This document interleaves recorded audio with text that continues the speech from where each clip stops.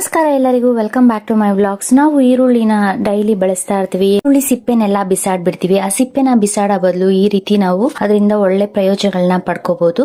ಈರುಳ್ಳಿ ಸಿಪ್ಪೆನೆಲ್ಲ ನಾನು ಇಲ್ಲಿ ಒಂದ್ 4ರಿಂದ 5 ಈರುಳ್ಳಿನ ಸುಲ್ದಿದ್ದೆ. ಆ ಸಿಪ್ಪೆನ ಸ್ಟೋರ್ ಮಾಡಿ ಇಟ್ಕೊಂಡಿದ್ದೆ. ಈರುಳ್ಳಿ ಮೇಲೆ ಆ ಒಟ್ಟಿನ ಮೇಲೆ ಎಲ್ಲ ಡಸ್ಟ್ ಎಲ್ಲ ಕೂತಿರುತ್ತೆ.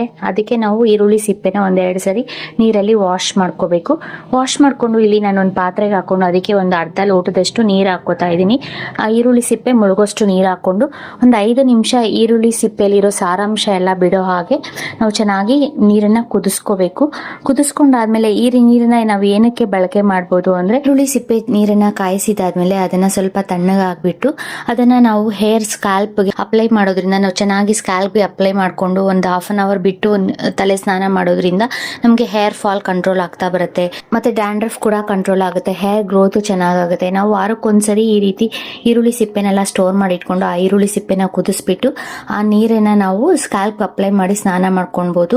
ಮತ್ತೆ ಈ ನೀರನ್ನ ಮಿಕ್ಕಿದ್ರೆ ನಾವು ಇದನ್ನ ಶಾಂಪೂ ಜೊತೆ ಮಿಕ್ಸ್ ಮಾಡ್ಕೊಂಡು ಸಹ ಹೇರ್ ವಾಶ್ ಮಾಡೋದಕ್ಕೆ ಈ ನೀರನ್ನ ಬಳಕೆ ಮಾಡೋದ್ರಿಂದ ಹೇರ್ ಸಾಫ್ಟ್ ಆಗ್ತಾ ಬರುತ್ತೆ. ನಮ್ಗೆ ಹೇರ್ ಗ್ರೋತ್ ಸಹ ಆಗ್ತಾ ಬರುತ್ತೆ.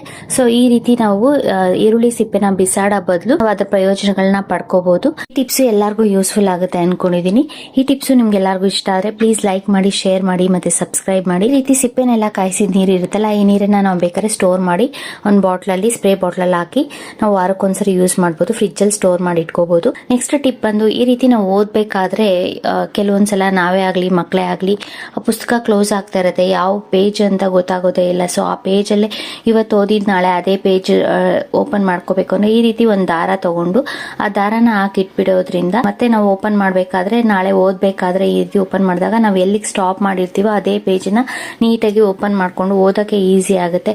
ಮತ್ತೆ ನೆಕ್ಸ್ಟ್ ಪೇಜ್ ತೆಗೆದು ಓದ್ತೀವಿ. ಸೊ ಅಲ್ಲಿನೂ ಸಹ ಇದನ್ನ ಈ ರೀತಿ ಹಾಕಿಟ್ಬಿಟ್ರೆ ನಾವು ನೆಕ್ಸ್ಟ್ ಡೇ ಓದ್ಬೇಕಾದ್ರೆ ನಾವು ಅಲ್ಲೇ ಕರೆಕ್ಟ್ ಆಗಿ ಆ ಪೇಜ್ ನ ತೆಗೆದು ಎಲ್ಲಿ ಓದಕ್ ಸ್ಟಾರ್ಟ್ ಮಾಡ್ಬೇಕು ಅಲ್ಲಿಂದ ಓದ್ಬೋದು. ಈ ರೀತಿ ನಾವು ಒಂದು ದಾರನ ಬಳಕೆ ಮಾಡ್ಕೋಬಹುದು. ಈ ಟಿಪ್ಸ್ ಸಹ ಎಲ್ಲರಿಗೂ ಯೂಸ್ಫುಲ್ ಆಗುತ್ತೆ ಅನ್ಕೊಂಡಿದೀನಿ. ನಾವು ಬಾತ್ರೂಮ್ ನ ಪದೇ ಪದೇ ವಾಶ್ ಮಾಡ್ತಾ ಇರ್ತೀವಿ. ಕೆಲವರಿಗೆ ಡಾಮೆಕ್ಸ್ ಆಗ್ಲಿ ಆರ್ಪಿಕ್ ಆಗ್ಲಿ ಅಲರ್ಜಿ ಆಗುತ್ತೆ. ಸೊ ನಾವು ವೀಕ್ಲಿ ಒನ್ಸ್ ವಾಶ್ ಮಾಡಬಹುದು. ಡೈಲಿ ವಾಶ್ ಮಾಡ್ಬೇಕಾದ್ರೆ ಈ ರೀತಿ ನಾವು ಸಿಂಪಲ್ ಆಗಿ ಮನೇಲಿರೋ ಸಾಮಗ್ರಿನ ಯೂಸ್ ಮಾಡ್ಕೊಂಡು ನಾವು ಬಾತ್ರೂಮ್ ನ ನೀಟಾಗಿ ಕ್ಲೀನ್ ಮಾಡ್ಕೋಬಹುದು. ಇದಕ್ಕೆ ನಾನಿಲ್ಲಿ ಮನೆಯಲ್ಲಿ ಯೂಸ್ ಮಾಡೋ ಕುಕಿಂಗ್ ಸೋಡಾ ಅಂದ್ರೆ ಅಡಿಗೆ ಸೋಡಾ ತಗೊಂಡಿದ್ದೀನಿ.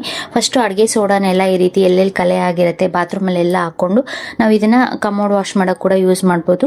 ಇದ್ರ ಜೊತೆಗೆ ನಾನಿಲ್ಲಿ ಉಪ್ಪು ತಗೊಂಡಿದ್ದೀನಿ. ಪುಡಿ ಉಪ್ಪಾಗ್ಲಿ ಅಥವಾ ಕಲ್ಲುಪ್ಪಾಗ್ಲಿ ತಗೊಂಡು ಈ ರೀತಿ ಬಾತ್ರೂಮ್ ಎಲ್ಲ ಆ ಬೇಕಿಂಗ್ ಸೋಡಾ ಜೊತೆ ಮಿಕ್ಸ್ ಆಗೋ ಹಾಗೆ ಹಾಕೋಬೇಕು. ನಾವು ಎರಡೂ ಮಿಕ್ಸ್ ಮಾಡ್ಕೊಂಡಾದ್ರೂ ಬಾತ್ರೂಮ್ ವಾಶ್ ಮಾಡೋದಕ್ಕೆ ಯೂಸ್ ಮಾಡಬಹುದು. ಮತ್ತೆ ನಾನಿಲ್ಲಿ ಶಾಂಪೂ ಪ್ಯಾಕೆಟ್ ತಗೊಂಡಿದ್ದೀನಿ. ಮನೆಯಲ್ಲಿ ಯಾವ ಶಾಂಪೂ ಪ್ಯಾಕೆಟ್ ಯೂಸ್ ಮಾಡ್ತೀವೋ ಆ ಶಾಂಪೂ ಪ್ಯಾಕೆಟ್ ತಗೊಂಡು ಈ ರೀತಿ ನಾವು ಬಾತ್ರೂಮ್ ಎಲ್ಲ ಆ ಶಾಂಪೂನ ಹಾಕೊಂಡು ನಾವು ಮೂರನ್ನು ಮಿಕ್ಸ್ ಮಾಡಿ ಸ್ಟೋರ್ ಮಾಡಿ ಲಿಕ್ವಿಡ್ ತರ ಆದ್ರೂ ಬಾಟ್ಲಲ್ಲಿ ಸ್ಟೋರ್ ಮಾಡಿ ಇಟ್ಕೋಬಹುದು.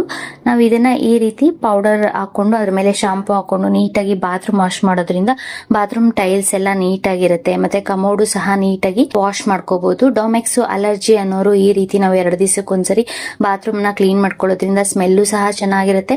ಬಾತ್ರೂಮ್ ಟೈಲ್ಸ್ ಅಲ್ಲಿ ಆ ಕಾರ್ನರ್ಸ್ ಅಲ್ಲಿ ಗಲೀಜೆಲ್ಲ ನೀಟಾಗಿ ಹೊಟ್ಟೋಗ್ಬಿಡುತ್ತೆ.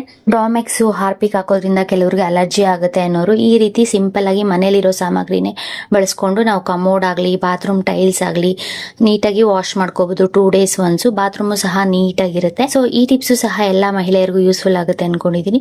ಬೇಕು ಅಂದ್ರೆ ಒಂದ್ ಸ್ವಲ್ಪ ಕಂಫರ್ಟ್ ಕೂಡ ಹಾಕೋಬಹುದು. ಆಲ್ರೆಡಿ ಶಾಂಪೂನಲ್ಲಿ ಸ್ಮೆಲ್ ಇರೋದ್ರಿಂದ ಬಾತ್ರೂಮ್ ಘಮ್ ಅಂತ ಇರುತ್ತೆ. ಆ ಕಲೆಗಳು ಸಹ ನೀಟಾಗಿ ಹೊಟ್ಟೋಗ್ಬಿಡುತ್ತೆ. ಆ ಶಾಂಪೂಲ್ ಇರೋ ಮತ್ತೆ ಬೇಕಿಂಗ್ ಸೋಡಾ ನಾವು ಉಪ್ಪು ಹಾಕಿರೋದ್ರಿಂದ ಕ್ಲೀನಿಂಗ್ ಏಜೆಂಟ್ ತರ ವರ್ಕ್ ಆಗುತ್ತೆ. ಸೊ ಆ ಕಾರ್ನರ್ಸ್ ಅಲ್ಲಿ ಇರೋ ಕಲೆಗಳು ಸಹ ನೀಟಾಗಿ ಕ್ಲೀನ್ ಆಗ್ಬಿಡುತ್ತೆ. ಈ ರೀತಿ ಬ್ರಷ್ ಮಾಡಿ ನಾವು ವಾಟರ್ ಇಂದ ವಾಶ್ ಮಾಡ್ಕೊಂಡ್ರೆ ಲಾಸ್ಟ್ ಅಲ್ಲಿ ನೋಡಿ ಎಷ್ಟು ನೀಟಾಗಿ ಟೈಲ್ಸ್ ಎಲ್ಲ ಕ್ಲೀನ್ ಆಗುತ್ತೆ. ಮತ್ತೆ ಕಮೋಡು ಸಹ ಎಷ್ಟೇ ಗಲೀಜಾಗಿರೋ ಸಹ ಕಲೆಗಳೆಲ್ಲ ಹೊಟ್ಟೋಗಿ ನೀಟಾಗಿ ಕ್ಲೀನ್ ಮಾಡಿ ಇಟ್ಕೋಬಹುದು 2 ಡೇಸ್ ಒನ್ಸ್. ಈ ರೀತಿ ಈ ಟಿಪ್ಸ್ ಸಹ ಎಲ್ಲರಿಗೂ ಯೂಸ್ಫುಲ್ ಆಗುತ್ತೆ ಅನ್ಕೊಂಡಿದೀನಿ. ಪಡವಲಕಾಯಿ ಒಂದೇ ಒಂದಿದ್ರೆ ಸಾಕು, ಸಕ್ಕ ಟೇಸ್ಟಿ ಆಗಿರೋ ಸಾಗು ಮಾಡ್ಕೋಬಹುದು. ಈ ರೀತಿ ಸಾಗುನ ಟ್ರೈ ಮಾಡಿ ನೋಡಿ. ಚಪಾತಿಗೆ, ಪರೋಟ, ಚಪಾತಿ ಜೊತೆಗೆ ತುಂಬಾ ಟೇಸ್ಟಿ ಆಗಿದೆ. ಇದಕ್ಕೆ ನಾವು ಸ್ವಲ್ಪ ನೀರ್ ಹಾಕೊಂಡು ನೀರ್ ತರ ಮಾಡ್ಕೊಂಡ್ರೆ ನಾವು ಮುದ್ದೆಗೆ ಅನ್ನಕ್ಕೂ ಸಹ ತಿನ್ಬಹುದು. ಬಿಸಿ ಬಿಸಿ ಅನ್ನಕ್ಕೆ ಟೇಸ್ಟಿ ಆಗಿರುತ್ತೆ. ಸಾಗುನ ಮಾಡೋದಕ್ಕೆ ಮೊದಲಿಗೆ ಇಲ್ಲಿ ನಾನು ಮಸಾಲೆ ಪದಾರ್ಥಗಳನ್ನ ಹುರ್ಕೋತಾ ಇದ್ದೀನಿ. ಸ್ಟವ್ ಹಚ್ಚಿ ಪಾತ್ರೆ ಇಟ್ಕೊಂಡು ಅದಕ್ಕೆ ನಾನು 1 ಹಿಡಿಯಷ್ಟು ಧನಿಯಾ ಕಾಳು ಹಾಕೊಂಡಿದ್ದೀನಿ. ಧನಿಯಾ ಕಾಳು ಹಾಕೊಂಡು 1 ಸ್ಪೂನ್ ಅಷ್ಟು ಜೀರಿಗೆ ಹಾಕೊಂಡಿದ್ದೀನಿ. ಮತ್ತೆ ಒಂದು 8ರಿಂದ 10 ಕಾಳಷ್ಟು ಮೆಣಸು, 1 ಕಪ್ ಏಲಕ್ಕಿ, ಮೊಗ್ಗು ಅನಾನಸ್ ಮೊಗ್ಗು ಹಾಕೊಂಡಿದೀನಿ. ಮತ್ತೆ ನಾವು ನಾರ್ಮಲ್ ಏಲಕ್ಕಿ ಅಂತ ಹಾಕೋಬಹುದು. ಮತ್ತೆ ಸ್ವಲ್ಪ ಚಕ್ಕೆ ಲವಂಗ ಹಾಕೊಂಡು ಇಷ್ಟನ್ನು ನಾವು ಮೀಡಿಯಂ ಉರಿಯಲ್ಲಿ ಇಟ್ಕೊಂಡು ಇಷ್ಟು ಸಾಮಗ್ರಿನ ಹುರ್ಕೋಬೇಕು. ಗಮ್ ಅನ್ನೋ ಹಾಗೆ ಅದನ್ನ ಸ್ವಲ್ಪ ಹೊತ್ತು ಹುರ್ಕೊಂಡಾದ್ಮೇಲೆ ಇದ್ರ ಜೊತೆಗೆ ನಾನು ಇಲ್ಲಿ ಖಾರಕ್ಕೆ ಅಂತ ಒಂದು 5 ರಿಂದ 6 ಒಣಮೆಣಸಿನಕಾಯಿ ಹಾಕೋತಾ ಇದ್ದೀನಿ. ನಾವು ಬೇಕು ಅಂದ್ರೆ ಹಸಿಮೆಣಸಿನಕಾಯಿನೂ ಸಹ ಹಾಕೋಬಹುದು. ನಾನು ಇಲ್ಲಿ ಒಣಮೆಣಸಿನಕಾಯಿ ಹಾಕೊಂಡಿದೀನಿ. ಕಲರ್ ಕೆಂಪಕ್ಕೆ ಬರ್ಬೇಕು ಅಂದ್ರೆ ನೀವು ಇದ್ರ ಜೊತೆಗೆ ನಾವು 1 ರಿಂದ 3 ಬ್ಯಾಡಗಿ ಮೆಣಸಿನಕಾಯಿ ಕೂಡ ಹಾಕೋಬಹುದು. ಕೊಂಡಿರೋ ಸಾಮಗ್ರಿ ತಣ್ಣಕ್ಕಾಗ್ಲಿ ಅಂತ ನಾನು ಒಂದು ಪ್ಲೇಟ್ ಹಾಕೋತಾ ಇದ್ದೀನಿ. ಈಗ ನಾನು ಕಡಲೆಬೇಳೆ ತಗೊಂಡಿದೀನಿ. ನಾನು ಇಲ್ಲಿ 1 ಕಪ್ ಅಷ್ಟು ಕಡಲೆಬೇಳೆ ತಗೊಂಡಿದೀನಿ. ಕಡಲೆಬೇಳೆ 1 ಕಪ್ ಹಾಕಿದ್ರೆ ಸಾಕು. 2 ರಿಂದ 2.5 ಕಪ್ ಅಷ್ಟು ಬೇಳೆ ಆಗುತ್ತೆ. 1 ಕಪ್ ಕಡಲೆಬೇಳೆನ ಚೆನ್ನಾಗಿ 1-2 ಸಲ ವಾಶ್ ಮಾಡ್ಕೋಬೇಕು. ವಾಶ್ ಮಾಡ್ಕೊಂಡಾದ್ಮೇಲೆ ನಾನು ಇಲ್ಲಿ ಪಡವಲಕಾಯಿ ತಗೊಂಡಿದ್ದೀನಿ. ಒಳಗಡೆ ಬೀಜ ಬಲ್ತಿದ್ರೆ ಬೀಜನೆಲ್ಲ ತೆಗೆದ್ಬಿಡಿ. ಬೀಜ ಬಲ್ತಿಲ್ಲ, ತುಂಬಾ ಎಳೆದಾಗಿದೆ, ಸಾಂಬಾರ್ಗೆ ಹಾಕಿದ್ರು ತಿನ್ಬೋದು ಅಂದ್ರೆ ಹಾಗೇನೆ ನಾವು ಬೀಜ ಸಮೇತನೂ ಸಹ ಹಾಕೋಬಹುದು. ಇದು ಬಲ್ತಿರೋದ್ರಿಂದ ನಾನು ಒಳಗಡೆ ಬೀಜನೆಲ್ಲ ತೆಗ್ದಾದ್ಮೇಲೆ ಪಡವಲಕಾಯಿನ ಕಟ್ ಮಾಡ್ಕೊತಾ ಇದೀನಿ. ನಾವು ನೆನ್ಸಿಟ್ಕೊಂಡಿರೋ ಕಡಲೆಬೇಳೆನ ಇದ್ರ ಜೊತೆಗೆ ಹಾಕಿ ನಾವು 1-2 ರಿಂದ 3 ವಿಷಲ್ ಕೂಗಿಸಿ ಕಡಲೆಬೇಳೆ ಮತ್ತೆ ಪಡವಲಕಾಯಿನ ಬೇಯಿಸ್ಕೋಬೇಕು. ಕಡಲೆಬೇಳೆನ ನಾವು 1 4 ಅವರ್ ನೆನೆಸ್ಬೋದು. ಇಲ್ಲಾಂದ್ರೆ ಹಾಗೇನೆ ನಾವು ಇನ್ಸ್ಟೆಂಟ್ ಆಗಿ ಕಡಲೆಬೇಳೆ ತಗೊಂಡು ತೊಳೆದು ಅದನ್ನ ಬೇಯಿಸ್ಬಿಟ್ಟು ಸಹ ಈ ಸಾಗುನ ಮಾಡ್ಕೋಬಹುದು. ನಾನಿಲ್ಲಿ ಕಟ್ ಮಾಡಿ ಇಟ್ಕೊಂಡಿರೋ ಪಡವಲಕಾಯಿನ ಹಾಕೊಂಡು ಪಡವಲಕಾಯಿ ಮತ್ತೆ ಕಡಲೆಬೇಳೆ ಬೇಯಷ್ಟು ನೀರು ಹಾಕೊಂಡಿದೀನಿ. ನೀರು ಹಾಕೊಂಡು ನಾವು ಕಡಲೆಬೇಳೆನ ತೊಳೆದು ನಾನಿಲ್ಲಿ ಒಂದು ಅರ್ಧ ಅವರ್ ನೆನೆಸಿದ್ದೆ ಅಷ್ಟೇ. ಆ ಕಡಲೆಬೇಳೆನ ಹಾಕೋತಾ ಇದ್ದೀನಿ. ಹಾಕೊಂಡು ಈಗ ರುಚಿಗೆ ತಕ್ಕಷ್ಟು ಉಪ್ಪಾಕಿ 1-2 ರಿಂದ 3 ವಿಷಲ್ ಕೂಗಿಸ್ಕೊಂಡ್ರೆ ಕಡಲೆಬೇಳೆ ಮತ್ತೆ ಪಡವಲಕಾಯಿ ನುಣ್ಣಕ್ಕೆ ಬೆಂದೋಗುತ್ತೆ. ನಾನು ಇದ್ರ ಜೊತೆಗೆ ಇಲ್ಲಿ 4 ರಿಂದ 5 ಬದನೆಕಾಯಿ ಕೂಡ ಹಾಕೋತಾ ಇದ್ದೀನಿ. ಉದ್ದ ಬದನೆಕಾಯಿನೂ ಸಹ ಹಾಕಿ ಮಾಡೋದ್ರಿಂದ ಸಾಗು ಟೇಸ್ಟ್ ತುಂಬಾ ರುಚಿಯಾಗಿರುತ್ತೆ ಪಡವಲಕಾಯಿ ಜೊತೆಗೆ. ಉದ್ದ ಬದನೆಕಾಯಿ ಹಾಕಿ ಕುಕ್ಕರ್ 1-2 ವಿಷಲ್ ಕೂಗಿಸ್ಕೊಂಡಾದ್ಮೇಲೆ ನಾವು ಹುರಿದಿಟ್ಕೊಂಡಿದ್ವಲ್ಲ ಸಾಮಗ್ರಿನೆಲ್ಲ ಮಿಕ್ಸಿ ಜಾರ್ಗೆ ಹಾಕೋತಾ ಇದ್ದೀನಿ. ಮಿಕ್ಸಿ ಜಾರ್ಗೆ ಹಾಕೊಂಡು ನಾನು ಇಲ್ಲಿ 1/4 ಚಿಪ್ಪಷ್ಟು ಹಸಿ ಕೊಬ್ಬರಿ, 1 ಹಿಡಿಯಷ್ಟು ಬೆಳ್ಳುಳ್ಳಿ, 1 ಅರ್ಧ ಇಂಚಷ್ಟು ಶುಂಠಿ ಹಾಕೋತಾ ಇದ್ದೀನಿ. ನಾವು ಇದ್ರ ಜೊತೆಗೆ ಬೇಕು ಅಂದ್ರೆ ಟೊಮೆಟೊ ಕೂಡ ಹಾಕೋಬಹುದು, ಅಥವಾ ಗೋಡಂಬಿನ ನೆನೆಸ್ಬಿಟ್ಟು ಆ ನೆನೆಸಿರೋ ಗೋಡಂಬಿನ ಇದ್ರ ಜೊತೆ ಹಾಕಿ ರುಬ್ಕೊಳ್ಳೋದ್ರಿಂದ ಇನ್ನಷ್ಟು ಟೇಸ್ಟ್ ತುಂಬಾ ರುಚಿಯಾಗಿರುತ್ತೆ. ಸಾಮಗ್ರಿನ ನುಣ್ಣಕ್ಕೆ ರುಬ್ಕೊಂಡಾದ್ಮೇಲೆ ಈಗ ಸ್ಟವ್ ಹಚ್ಚಿ ನಾನು ಇಲ್ಲಿ ಒಗ್ಗರಣೆಗೆ ಅಂತ ಪಾತ್ರೆ ಇಟ್ಕೊಂಡಿದೀನಿ. ಸ್ಟಾರ್ಟಿಂಗ್ ನಾನು ಇಲ್ಲಿ ಒಂದ್ ಸ್ವಲ್ಪ ಎಣ್ಣೆ ಹಾಕಿ ಸಾಸಿವೆ ಹಾಕಿ ಕರ್ಬೇವಿನ ಸೊಪ್ಪು ಒಗ್ಗರಣೆ ಹಾಕೊಂಡಾದ್ಮೇಲೆ ಸಾಂಬಾರ್ಗೆ ಅಂತ ನಾನು ಇಲ್ಲಿ 1 ಈರುಳ್ಳಿನ ಸಣ್ಣದಾಗಿ ಕಟ್ ಮಾಡಿ ಇಟ್ಕೊಂಡಿದೀನಿ.